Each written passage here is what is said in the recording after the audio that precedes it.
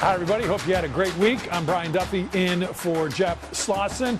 Another edition of Stadium Showdown as we stay on top of every single issue important to this as the Browns try and work their way closer and closer to building that indoor stadium in Brook Park. It was a very, very important week, a busy week. We want to start with the mayor of Brook Park, Edward Orcutt, who had two very, very important meetings. First with Ohio's ODOT's, as a matter of fact, the track board there, to try and get $70 million in funding for 6 critical infrastructure projects. Think roads, think interstate exits and on-ramps. They've got to go through all of that. They need money to do that. So they were with ODOT's track board to try and get that $70 million.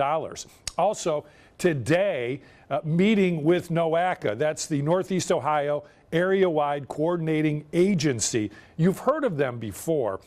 Meeting with the Planning and Programming Committee. They are basically responsible for everything that happens area-wide as far as transportation goes. So that's a very important meeting to make sure that everything will work the way that Brook Park and the Browns hope it will if and when this stadium gets built. Now, Brittany Weir had an opportunity to check in on that meeting between Brook Park and NOACA.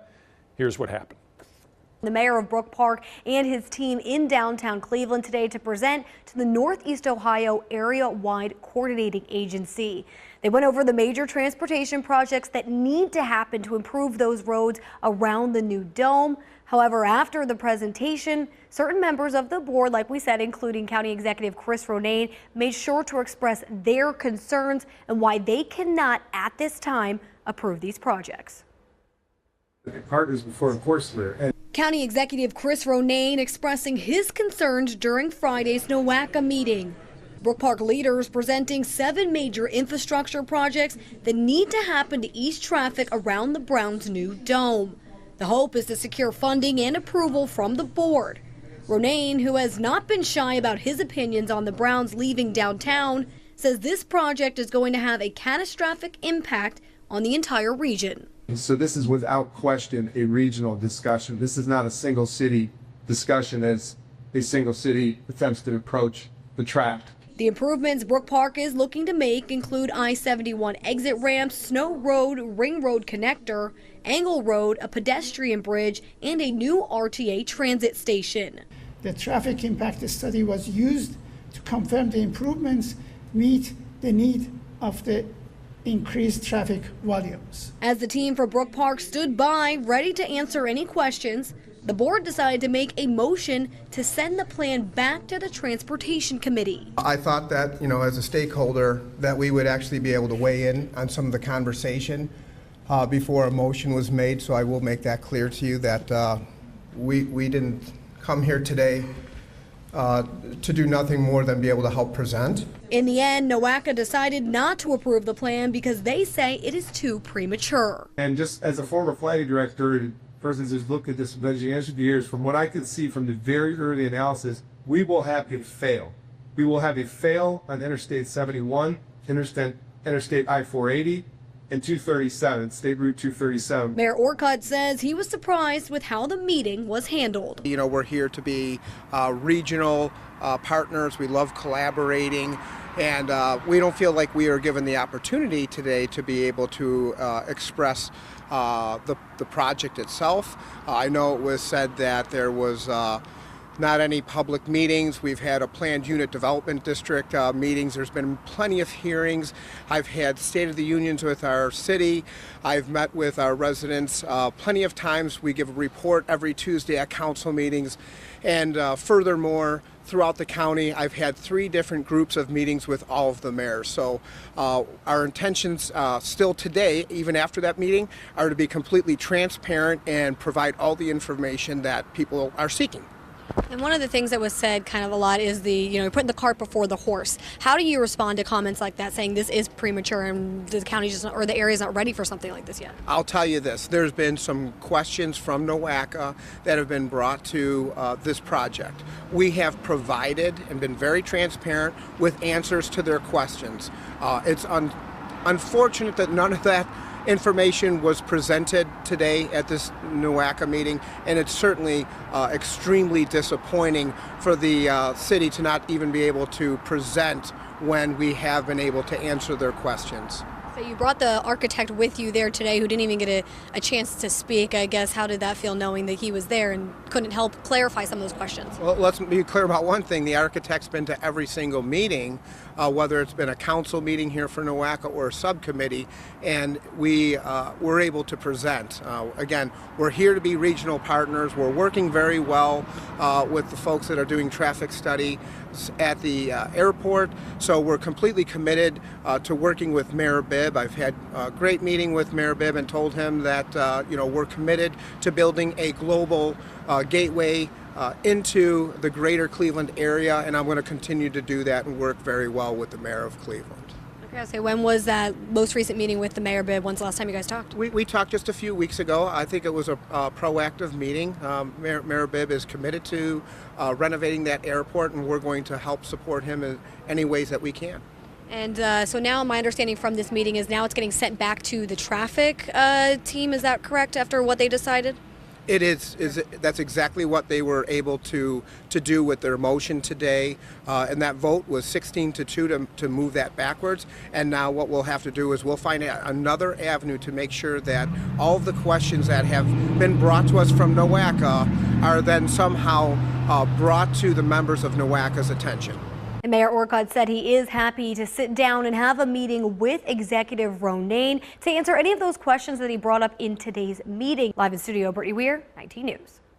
All right, so as far as important meetings go with NUACA and ODOT, very important. Also, City Council and the Planning and Zoning Commission and Brook Park meeting. We're going to tell you what happened there when Stadium Showdown returns.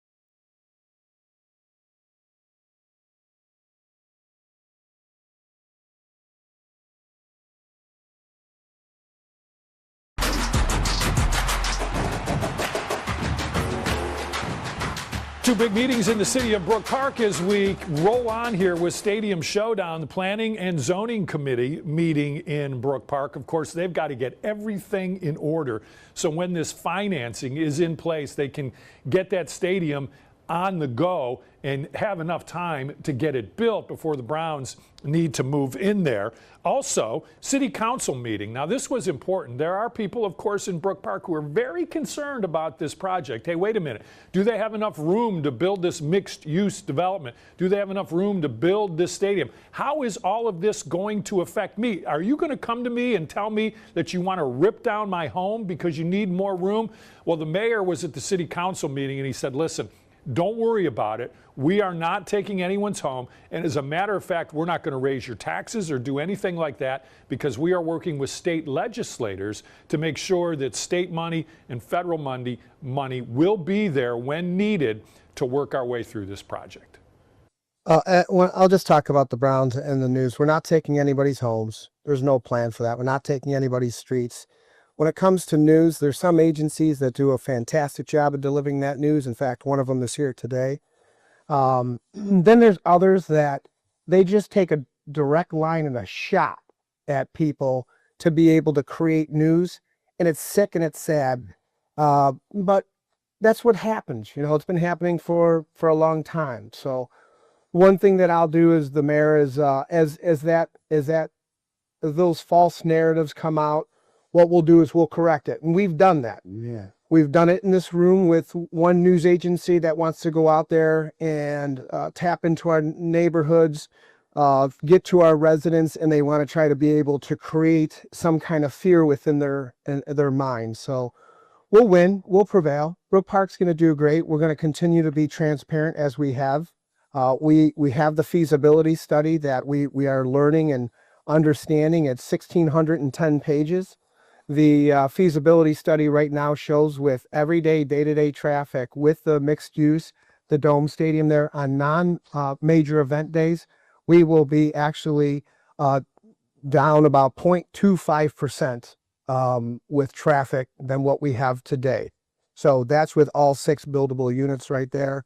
We're also have been meeting with our federal leadership, Congressman Max Miller's team, Senator John Husted, and Bernie Marino's teams as well to get prepared for once the federal government can pass a budget and get this government back running, and we'll be applying for different grant opportunities there as well.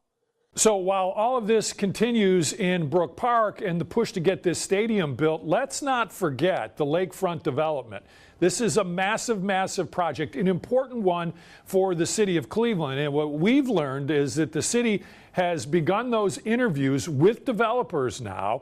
They're going to take about 2 weeks to work their way through this process. The city wants to find a developer as soon as possible so they can get to work developing that property. Now, we talked to the city. We asked them, hey, what can you tell us about the interview process? What are you hearing? The city declined to comment. Basically, what's going to happen is the city's going to wait till this whole thing is over, this interviewing process. They're going to pick a developer. Then they'll come out and say, hey, listen, this is our developer, and these are the plans that we are going to work our way through to get the lakefront property developed. And yes, that will include the current stadium site. All right, a lot going on as we work our way through the process, and that includes legally. We've been on top of this all along. When we come back, the latest on the legal issues, the Browns, the county, the city, federally now, we'll work our way through that.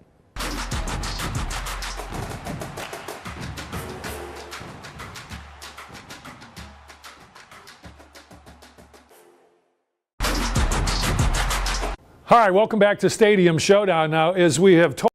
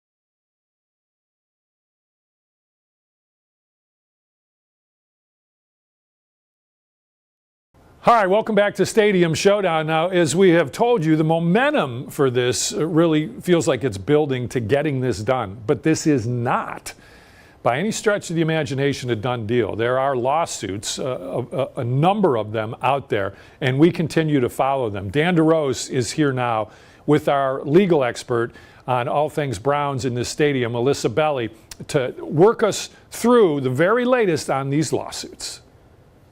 What's important is we've got Alyssa Belli here. She's our legal analyst. She's going to keep me in line here when we start talking about how many of these are still applicable and how many lawsuits are going away. We're going to blow through the first couple of these because we've talked about them a lot. You've got the city suing the Browns in local court. The city saying the Browns are in breach of contract by even talking about Brook Park. Then you have the Browns suing the city of Cleveland in state court saying, look, because the Modell law has changed, you can't keep us from moving. So those are the two that we know a lot about. This is the interesting one. Dennis Kucinich, everybody knows who he is, former congressman, former mayor of Cleveland, is suing both the city and the Browns, saying the city's not doing enough to keep the Browns. The Browns are doing too much to leave the city. Why is now the city of Cleveland asking Dennis Kucinich to butt out? That's right. Attorneys for the city of Cleveland are saying, Dennis Kucinich, we don't need you. We're already fighting this fight.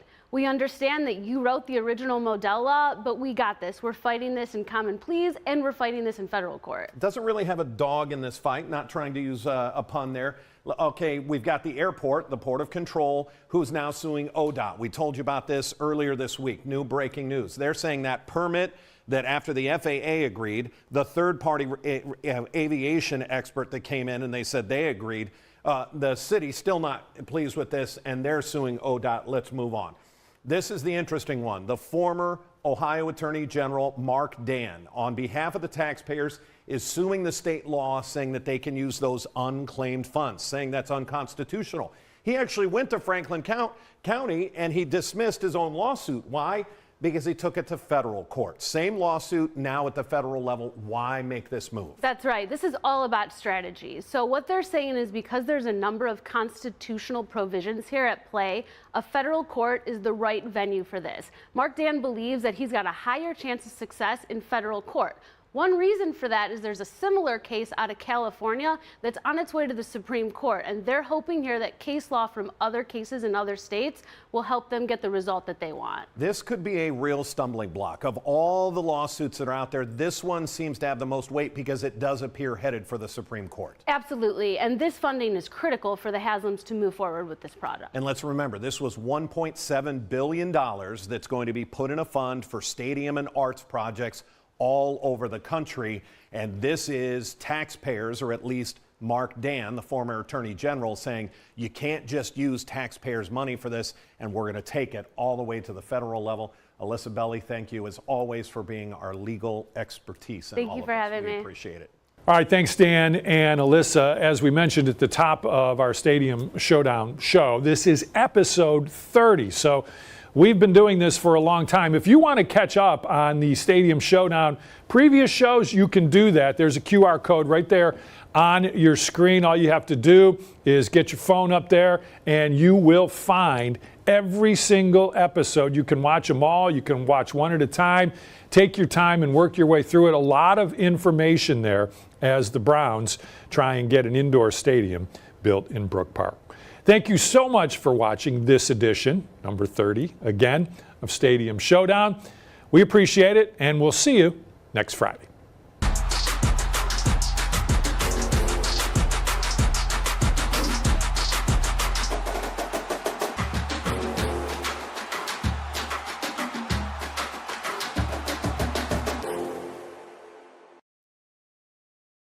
All right, welcome back to Stadium Showdown. Now, as we have told you, the